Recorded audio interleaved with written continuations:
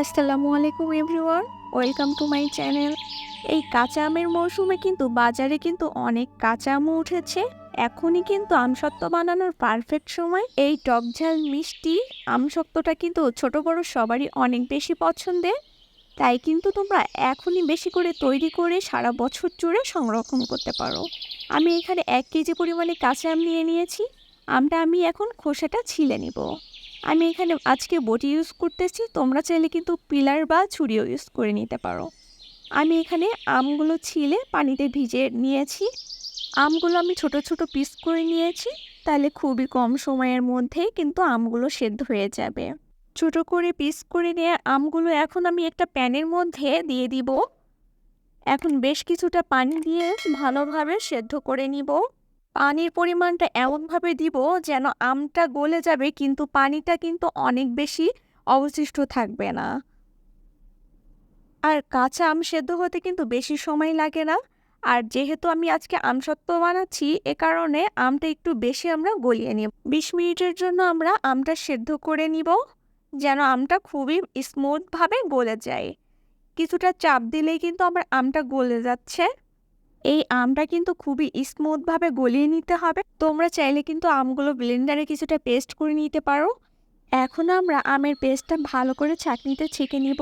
এই কাজটা কিন্তু অবশ্যই করে নিতে হবে। আমের মধ্যে আঁশ আর আটির শক্ত অংশ থেকে যায়, যেটা আমসত্ত্বটা তৈরি করতে একটু ঝামেলা হয়ে যায়। এই জন্য কিন্তু এই কাজটা করে নিবে যেন আমের পিউরিটা অনেক বেশি স্মুথ হয়। দেখতেই পারছো আমার আমসত্ত্বর মধ্যে থেকে কতগুলো আঁশ বের হয়েছে। এখন আমরা চুলাইতে প্যান বসিয়ে দিয়েছি। এখন আমের পিউরিটা ঢেলে দিব। আমার আমের পিউরিটা কিন্তু বেশ অনেকটা পরিমাণে ঘন।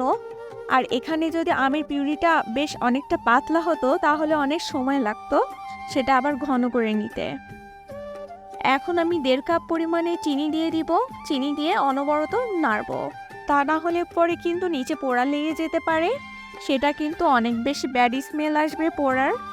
এখানে দিয়ে দিচ্ছি 2-3 ড্রপের মতো গ্রিন ফুড কালার, দিয়ে অনবরত নেড়ে নিব।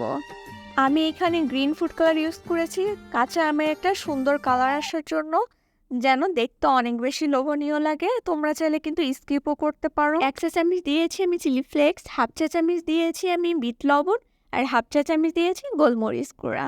দিয়ে কিছুক্ষণ ভালো করে নেড়ে নিব। টক ঝাল কাঁচা আমের আমসত্ত্ব। আমি ঝালের জন্য এখানে চিলি ফ্লেক্স ইউজ করেছি, তোমরা চাইলে কিন্তু সামান্য পরিমাণে গুঁড়া মরিচও দিয়ে নিতে পারো। এখন কিছুক্ষণ ভালো করে মিক্স করে নিয়ে আমি এখানে একটা স্টিলের থালিতে তেল ব্রাশ করে নিচ্ছি, যেন নিচে আমসত্ত্বটা লেগে না যায়। এখন দেখে নিব যে আমার আমসত্ত্বটা রেডি হয়েছে কিনা।